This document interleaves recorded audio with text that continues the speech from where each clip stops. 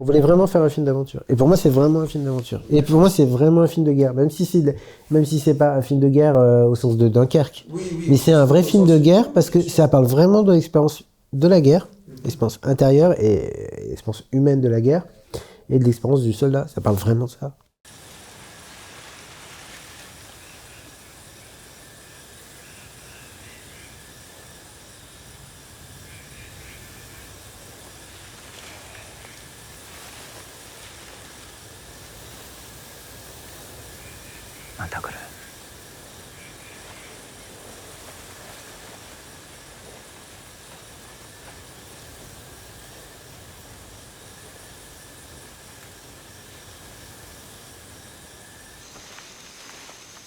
J'ai créé la boîte en 2005 et j'ai produit mon premier court-métrage l'année d'après en 2006. Et à l'époque, je l'avais créé avec des copains et moi j'avais fait un prêt étudiant pour le capital de la boîte. Bah, le producteur, c'est celui qui porte un projet. Bon, ça c'est bateau, mais c'est-à-dire que c'est celui qui croit voir quelque chose dans une proposition et essaye de l'amener vers sa réalisation, vers sa concrétisation. En gros, l'idée d'autonomie, de décider par soi-même de ce qu'on juge bon ou sans intérêt. Et après, on n'est jamais seul, hein, il y a plein de partenaires et tout. Bon. Mais c'est l'idée de... Je pense que c'est ça qui m'a plu dans dans le métier, enfin un métier, je sais pas si c'est un métier, si c'est un métier, dans le métier de producteur. C'était cette idée d'autonomie, de petites structures. Et puis je sais, quand j'étais étudiant, j'avais fait un mémoire, c'était est-ce que le producteur peut-il être un artiste? Bon, mais c'était pas l'idée que le producteur est un artiste, c'était l'idée que il peut produire de la valeur artistique. Il peut associer de la valeur artistique à un film. Alors c'était une réflexion qui était plutôt sociologique, plus qu'esthétique. Voilà. Mais mon idée, c'est pas que le producteur est un artiste. Je pense pas ça. Je pense pas au sens d'un créateur.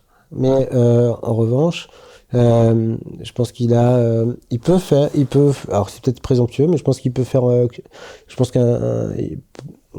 grâce à un producteur, un film peut être meilleur, peut être bon même, alors que avec un producteur, il aurait été mauvais.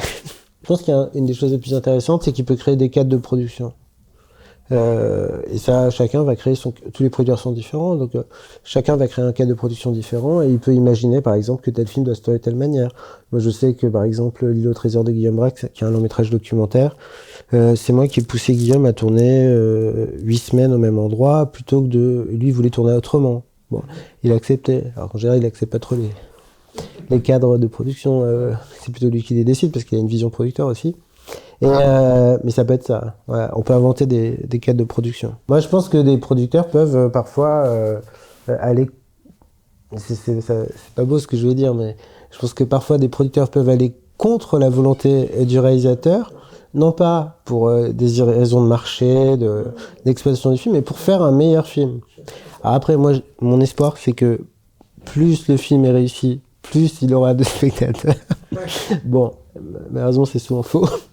Mais c'est un peu la seule boussole parce que je sais pas comment on fait pour savoir si un film va marcher ou pas marcher. Par contre, faire en sorte qu'un film soit réussi, ça, je pense savoir comment faire. Évidemment, si on est producteur de court-métrage, faut pas, on gagne très peu d'argent et il faut en produire beaucoup pour gagner de l'argent.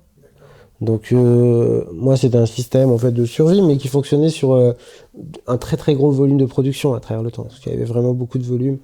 Il arrivait parfois de produire 10 films par an, des choses comme ça et ça permettait là à ce moment-là d'être viable.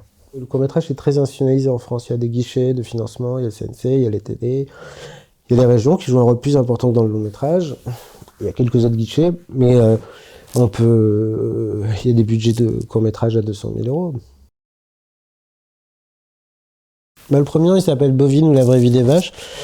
Alors, ce qu'il faut dire, c'est que moi, j'ai produit pratiquement, en court-métrage, j'ai pratiquement produit autant de films expérimentaux, essais, que des films de fiction. Alors, j'aime pas trop dire des films documentaires, parce que moi, j'ai jamais vraiment senti de produire des films documentaires. Je trouve qu'il y a des films dits documentaires que j'ai produits où il y a plus de mise en scène que dans des films de fiction. Et donc, j'avais produit, voilà, peu près autant côté ou de l'autre. Et il y a un film qu'on faisait avec Emmanuel Grasse sur des vaches, qui au départ était un court. On croyait qu'on faisait un court-métrage. En fait, on savait pas vraiment quelle durée. Puis on s'est rendu compte au montage que c'était un long-métrage très court, mais qui faisait un peu plus d'une heure. Et ça, c'est le premier film qui est sorti. Il est sorti en 2013 ou 12. C'était une toute petite sortie, il y avait 6 copies au début. Mais en fait, le film a très bien marché parce que normalement, un film qui a 6 copies, dont une à Paris, c'est en SQMK de Beaubourg. À la fin, il fait, je sais pas s'il fait 1000 entrées, quoi. Donc, et là, il avait fait en exploitation comme ça, commerciale, 36 000 entrées. Et après, il est passé dans les dispositifs scolaires et il a dépassé les 200 000 entrées. Et en fait, c'est un film comme il était il était sous-financé, sous-financé en soi, il coûtait pas non plus si cher, mais je sais pas, il faudrait regarder les chiffres, mais je pense qu'en financement externe, il devait y avoir 50 000 euros, un truc comme ça. Et en fait, il a rapporté énormément plus, parce qu'on l'a vendu à des télés, donc on récupère de l'argent du distributeur qui a nous remonté de l'argent. À un moment, on a récupéré même les droits de distribution, donc on touche en direct l'exploitation en salle du film. Et c'est un film qui a vraiment généré des recettes pendant des années, et qui a permis à la boîte de tenir. Donc, ce qui veut dire que même dans une toute petite structure, le catalogue peut être hyper important. Donc, bon, moi j'avais décidé de garder un maximum les droits d'un maximum de choses. Bon, après c'est compliqué parce que ça demande aussi une organisation de la société qui est particulière. Mais ouais, voilà, donc c'était ça le premier film.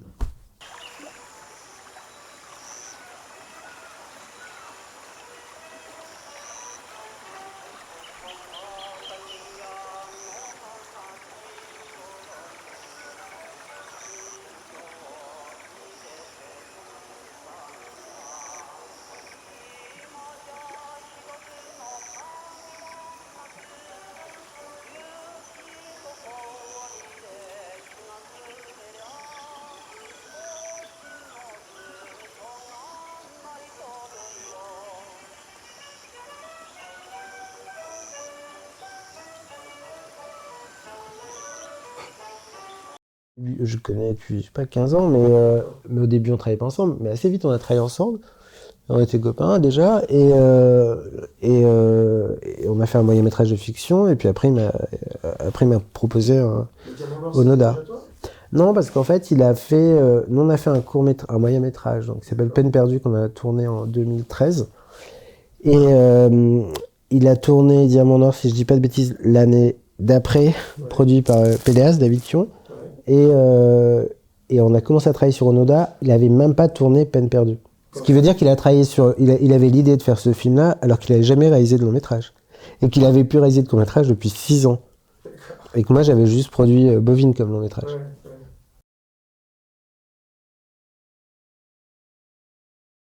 Moi je le connaissais pas du tout, Jean, et je lui ai envoyé le scénario, il a lu très vite.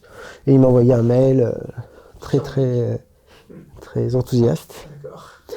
Si mon souvenir est bon, il m'a envoyé tard dans la nuit d'une conférence, qui précède la conférence de presse de Cannes, donc il devait avoir des nouvelles des sélections de ses films.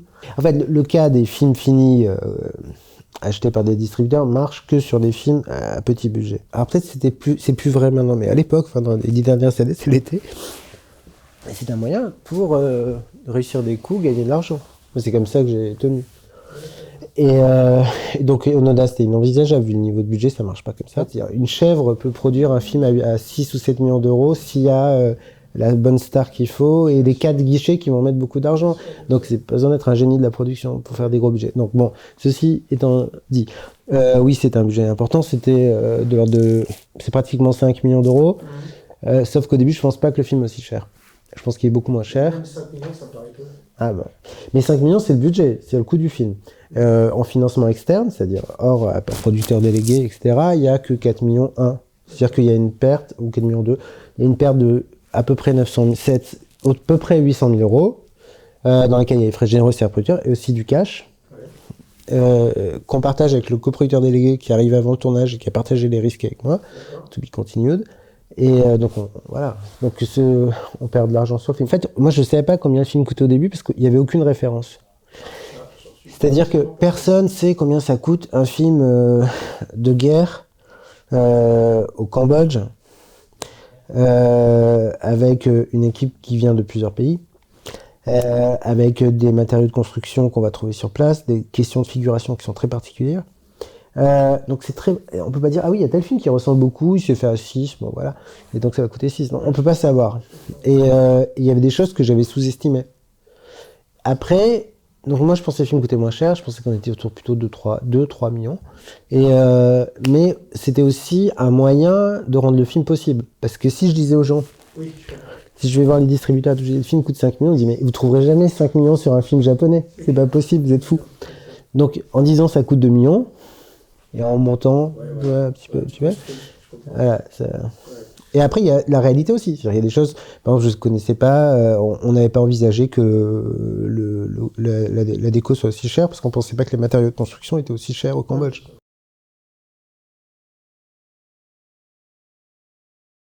Pour préparer le tournage de ce moyen-métrage, il m'a apporté un livre qu'il avait lu de 2 journalistes français, qui était le premier livre qui a été fait sur Onoda quand il est sorti de la jungle, et c'est 2 types qui l'ont rencontré en 74. Et donc on a contacté un des 2 auteurs, parce que l'autre on n'a jamais réussi à le retrouver, et il est devenu co-scénariste, enfin collaborateur du scénario du film, Bernard Sandron, et il nous a beaucoup aidé parce c'était la seule personne qu'on connaissait qui avait rencontré Onoda. Le scénario n'est pas une adaptation de ce livre, donc au début il y a juste ça, et cette idée, une fiche Wikipédia, enfin ça va pas beaucoup plus loin que ça.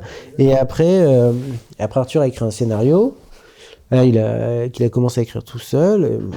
Mais dès le traitement et tout, je pense qu'on a regardé récemment, en fait, dès le traitement, on avait posé les enjeux, qui étaient beaucoup des enjeux de production. Les enjeux de narration sur les ellipses, sur les enjeux sur l'introduction du récit, récit linéaire, récit kaléidoscopique, les questions vraiment de production, c'est-à-dire quel décor, quelle durée... Arthur écrit, c'est un traitement, on fait des allers-retours. À l'époque, dans la boîte, il y a Jérémy Geron, qui est un de mes associés de départ, qui s'occupe du développement des projets avec moi. On suit l'écriture ensemble. Et puis ensuite, un peu plus tard, je crois qu'Arthur après a tourné Les Diamants Noirs. Un peu plus tard, il y a Vincent Poimiro, qui était le co-scénariste de Diamants Noirs, qui est rentré et qui a coécrit le scénario avec lui. Le problème de l'écriture, c'est que je peux pas la refinancer, parce que comme le film n'est pas en langue française, j'ai pas accès au financement en France de développement ou de refinancement. J'ai juste accès aux aides de région, parce qu'il n'y a pas le 1 pour 2, bon, donc c'est pas grand chose, même si c'est très bien de les avoir. Le film va se tourner au Cambodge. Oui, c'est rigolo, au générique, on a la région Aquitaine et tout, ouais. Et Normandie et Centre. Et un peu d'argent d'Angois, mais bon, c'est pas un développement qui se refinance. Donc dès le début, on a le problème qu'on va avoir ensuite en production, c'est-à-dire qu'on ne produit pas un film français, en fait, on produit un film étranger en France fait par des Français, mais voilà. Il y a l'Allemagne, il y a l'Italie, il y a la Belgique, il y a le Japon, il y a le Cambodge. Et à chaque fois, c'est des logiques de coproduction différentes. La logique de coproduction avec l'Italie, c'est une logique de marché, hein, c'est la RAI de cinéma. Et un tout petit peu de subvention. Comment intéresser un pays, enfin la RAI, ça c'est le comme Onoda. Mon coproducteur italien est super fort. D'accord. Parce qu'effectivement, personne ne connaissait en Italie. Donc, et personne n'avait vu Diamant Noir. L'Allemagne, alors moi j'avais été mis en contact avec un producteur allemand par un copain. Donc je lui ai envoyé le scénario, il l'a pas vraiment lu je crois pendant longtemps. Puis quand on a eu Arte, il l'a lu et il a sincèrement aimé. Et voilà, c'est comme ça que ça s'est fait. Parce qu'en fait, les producteurs allemands sont dans une situation très très difficile. Honnêtement. C'est très dur pour eux de produire des films indépendants. Et alors déjà, ça devient de plus en plus dur en France, mais c'est beaucoup plus dur pour nous. C'est pas le même marché, mais il y a très peu d'argent de marché pour des films d'auteur. Et ce que les télévisions attendent, c'est vraiment à des années-lumière, quoi. Et donc, le Arte, même si c'est obtenu par le producteur français, pour les Allemands, c'est un peu la seule, pour les films d'auteur, un peu la... Pour des films étrangers, peut-être pour des réalisateurs allemands, ils vont peut-être trouver de l'argent de la CDF ou quoi, mais voilà. Et donc, il y a eu plusieurs financements en Allemagne, et puis après, c'est construit pareil avec la Belgique, mais la Belgique plus sur une logique d'optimisation des dépenses sur une base d'avantages fiscaux tax shelter, quoi. Le Japon, c'est vrai que c'est intéressant. Alors, il y a plein d'aspects intéressants dans l'idée de la coproduction avec le Japon. C'est que il y a pas de cadre pour la coproduction avec le Japon. C'est-à-dire qu'il n'y a pas d'accord de coproduction internationale. Ce qui fait que ça pose des problèmes avec des financements supranationaux. Bon, nous on avait Média, mais surtout Eurimage. Ça pose des questions vis-à-vis d'Eurimage. Très très sérieuses questions. Dès qu'il y a un pays extra-européen qui n'a pas d'accord de coproduction internationale avec les pays européens de la copro, c'est très très compliqué avec Eurimage. Enfin, très compliqué avec Curimage, pas avec Curimage en soi, mais c'est-à-dire que ça rentre pas dans le moule réglementaire.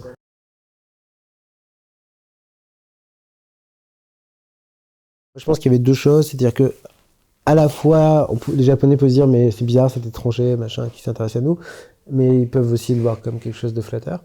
Et ensuite, il y avait le fait que eux, sans doute, considéraient qu'ils n'étaient pas capables de s'approprier cette histoire parce qu'elle était trop...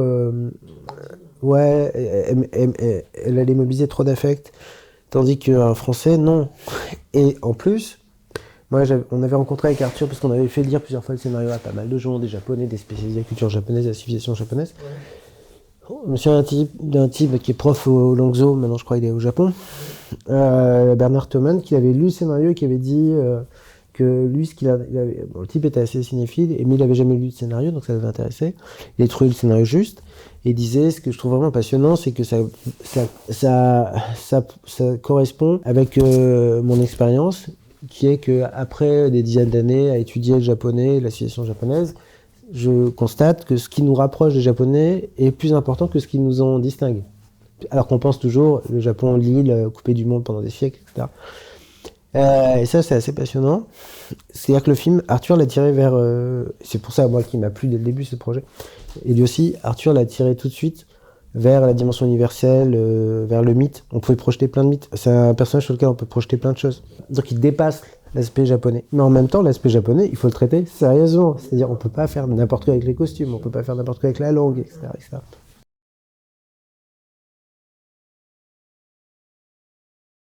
Bah, ce qui est intéressant, c'est qu'en fait, il faut pas avoir trop de plomb préconçu.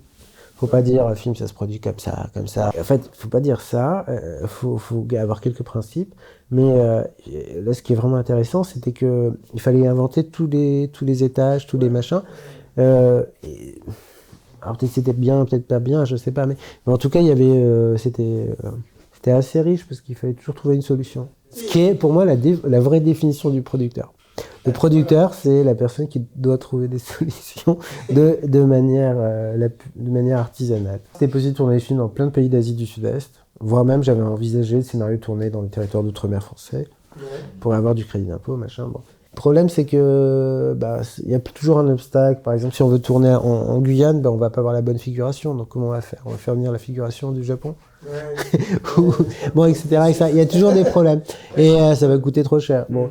Et donc il y avait plusieurs scénarios possibles. En fait, je me suis rendu compte quand je parlais avec les gens et tout que si je disais pas c'est ça le scénario, on me prenait pas au sérieux. Donc j'ai choisi un scénario un peu de manière...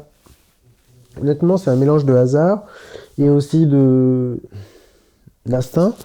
Parce que je connaissais le producteur cambodgien qui a fait la production exécutive, donc David Chou. Et je me suis dit, bon, ça c'est un système qui peut marcher parce qu'il est comme moi, il a tout à gagner avec ce film. On a à peu près la même génération, le même parcours, genre de parcours, donc on avait les mêmes choses à gagner.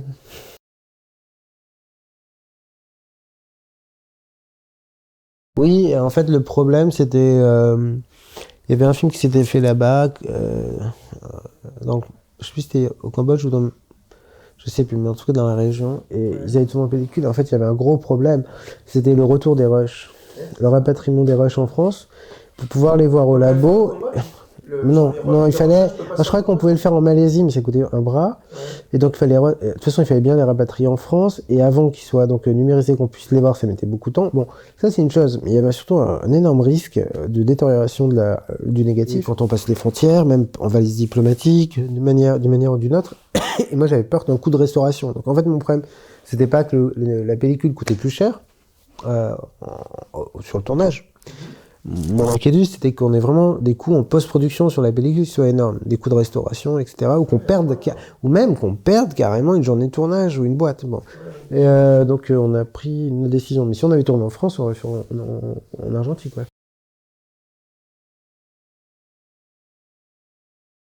Ce que je vous ai expliqué sur Bovine, où je perdais de l'argent, mais c'était des toutes petites échelles. Mais bon, quand on est milliardaire...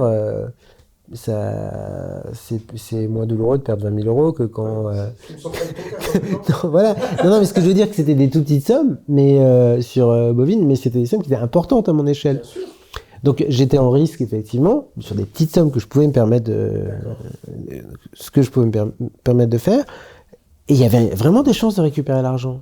Aujourd'hui, sur des montants aussi énormes, prendre des risques. Je veux dire, sur Onoda, pour récupérer de l'argent sur International, il fallait faire 1 million d'euros de vente. Et derrière, on ne récupérait pas tout loin de là. C'est un waterfall très compliqué, le film. Donc c'est une prise de risque qui est, franchement, sur Onoda, presque inconsidérée. C'est-à-dire que moi, j'avais un espoir quand même sur l'Inter, qu'on récupère de l'argent et tout, machin. Mais bon, ça s'est pas fait. Sur la salle, il fallait faire vraiment beaucoup d'entrées pour récupérer de l'argent. Donc les producteurs, en fait, tout est un peu fait pour... Alors, bon, il y a deux choses. Il y a une façon de vivre un peu bourgeoise des producteurs, de certains producteurs, c'est-à-dire qui, eux, effectivement, vivent dans un confort bourgeois et prendront jamais le moindre risque de leur vie. Parfois parce qu'ils ont été échaudés, parfois parce que c'est juste pas leur nature. Ça, c'est une chose. Et c'est vrai, ça existe aussi.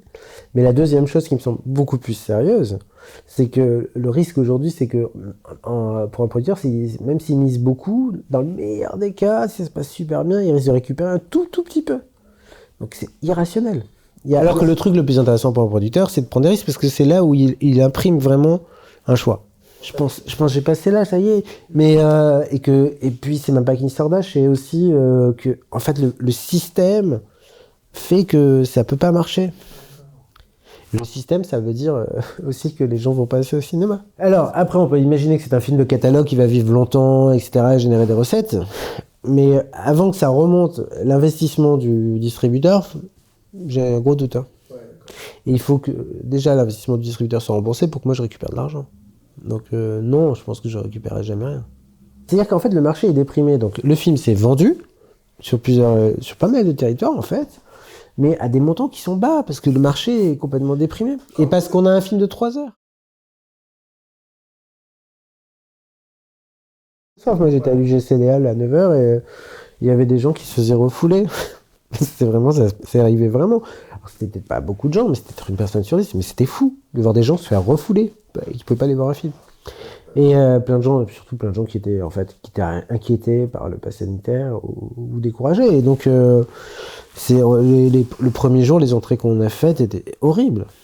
Et au final, 50 000 entrées, vu le premier jour qu'on fait, c'est dingue. On a dû faire beaucoup moins. C'est dire. En fait, il y avait Cannes en juillet 2021. Nous, on espérait être en compétition, on pensait qu'on le méritait. Je pense toujours. Je comprends toujours pas qu'on n'ait pas été en compétition. Et parce qu'en fait, ce qui s'est passé, c'est que quand j'ai produit le film, j'étais pénalisé parce que j'étais un film étranger. Et pour Cannes, j'étais pénalisé parce que pour Cannes, j'étais un film français. Donc ça marchait. Et bon, toujours est-il que il n'est pas en compétition, mais il fait l'ouverture d'un second regard, qui est une belle place, bien sûr, mais qui est pas celle qu'on espérait. Et là, on se dit, bon, est-ce qu'on garde la date ou pas? Et on se dit, bah, on va être la révélation de Cannes, tout le monde va dire que le film est génial, sortons, gardons la même date. Bon. Eh ben, on saura jamais si c'était une bonne ou mauvaise idée parce qu'il y a eu le pass sanitaire. Ouais, mais ça, tu peux pas le deviner. Non. Bah non, on l'a su 3 jours avant, c'est fini. Ouais. Donc après, c'est facile de refaire le truc, on sait pas. Ouais. Moi, je refais pas.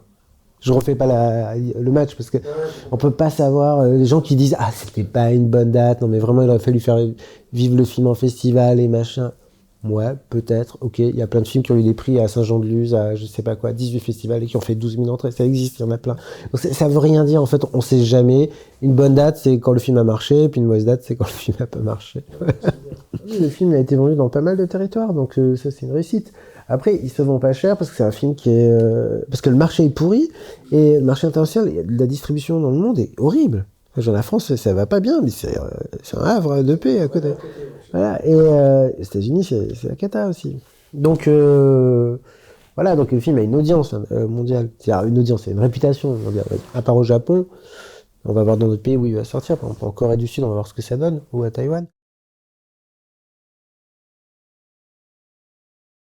Dans le cinéma, en fait, il y a plein de gens qui font des films pourtant, hein, qui sont réalisateurs, qui travaillent dans les sociétés de production, dans la distribution, ou qui sont techniciens, ou comédiens, etc., et qui ont un rapport aux œuvres, aux films, mais pour moi, à l'histoire des films, qui est très pauvre.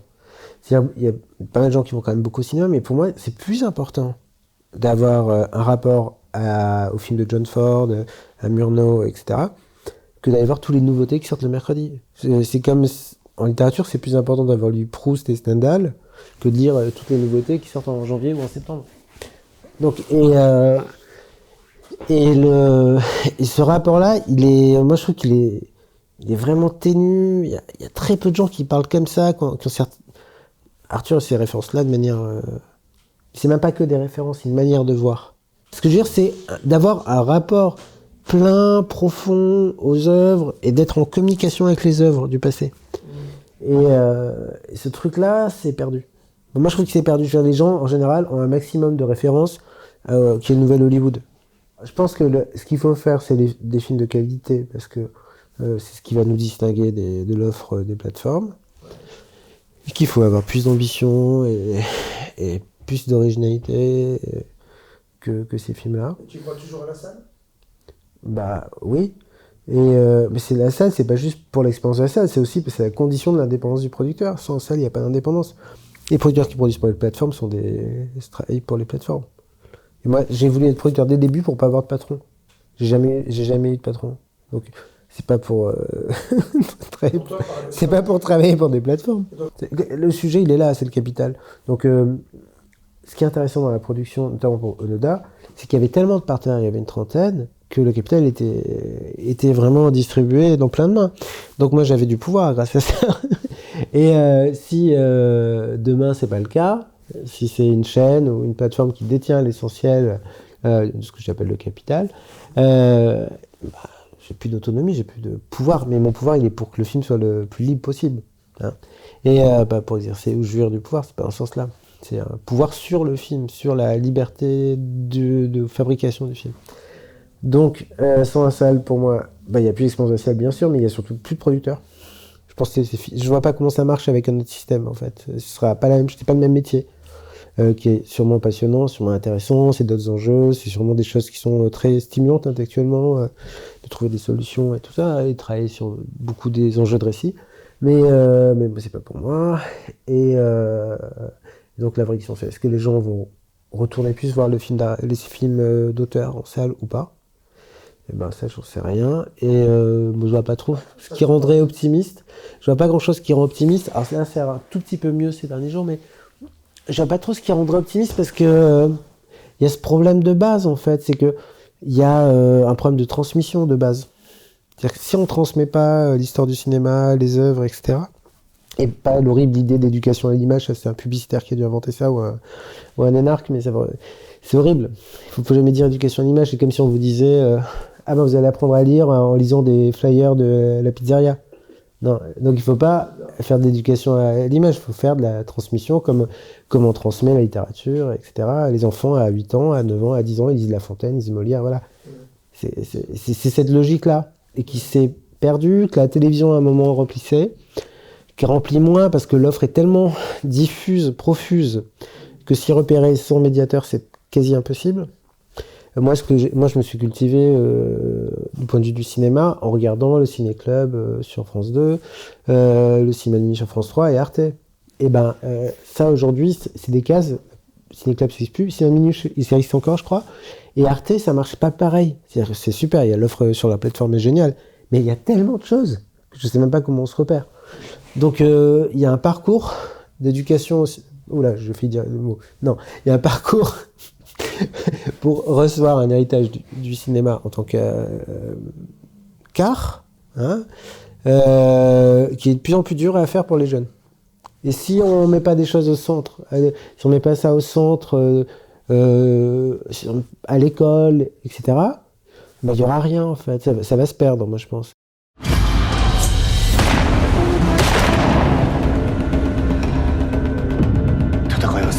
俺たちの近くにある。南の海岸にやってくるからそこで待てと言ってる。必ず迎えに行く。あの日あの人はそう言った。